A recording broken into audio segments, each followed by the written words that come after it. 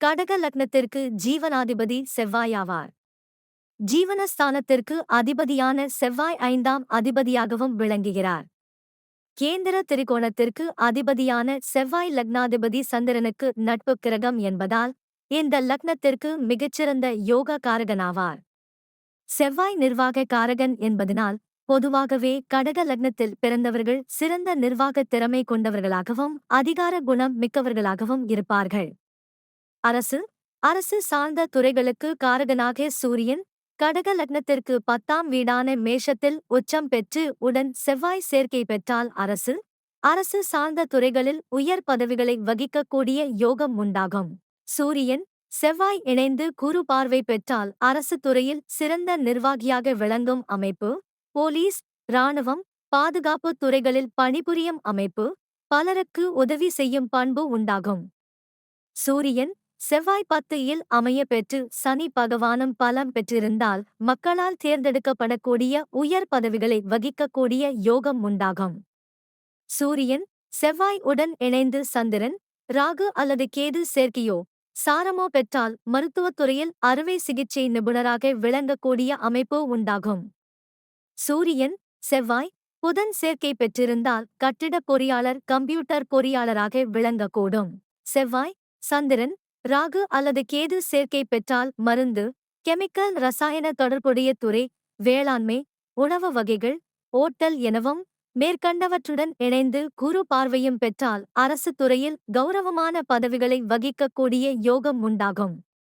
பொதுவாகவே செவ்வாய் தனக்கு நட்பு கிரகங்களான சூரியன், சந்திரன், குரு போன்றவர்களின் சேர்க்கை பெற்று பலம் பெற்றிருந்தால் செய்யும் தொழில் உத்தியோக ரீதியாக உயர்வுகளையும் அரசு வழியில் உதவிகளையும் சிறப்பாக பெற முடியும்.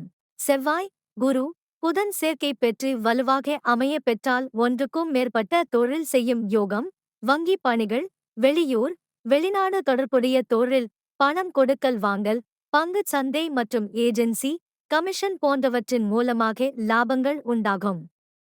குரு, புதன் போன்றவர்கள் 10 அமைய பெற்றால் சிறந்த அறிவாளியாக விளங்கி மற்றவர்களை வழி நடத்தக்கூடிய யோகம், பள்ளி, கல்லூரிகளில் ஆசிரியர், பேராசிரியர்களாக விளங்கக்கூடிய அமைப்பு உண்டாகும். குரு புதனுடன் சனியும் பலம் பெற்றால் வக்கீல் பணி, நீதித்துறையில் பணிபுரியக்கூடிய வாய்ப்பு உண்டாகும்.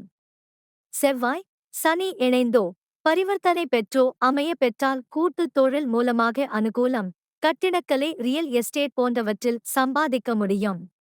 செவ்வாய் சுக்கிரன் சேர்க்கை பெற்று உடன் சந்திரனும் இருந்தால் கலை, இசை சம்பந்தப்பட்ட துறைகளில் நல்ல வருமானம் அமையும்.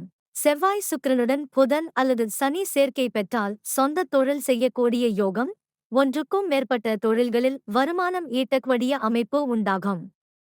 செவ்வாய் சனி, ராகு சேர்க்கை பெற்று சுபர் பார்வையின்றி இருந்தால் சட்ட சிக்கல்கள் நிறைந்த தொழில் உண்டாகும். 10ஆம் வீட்டில் சனி நீசம் பெறுவதால் சனி 10 அமைந்து உடன் ராகு அல்லது கேதுவின் சேர்க்கை பெற்றால் அடிமை தொழில், நிலையான வருமானமற்ற நிலை ஏற்படும்.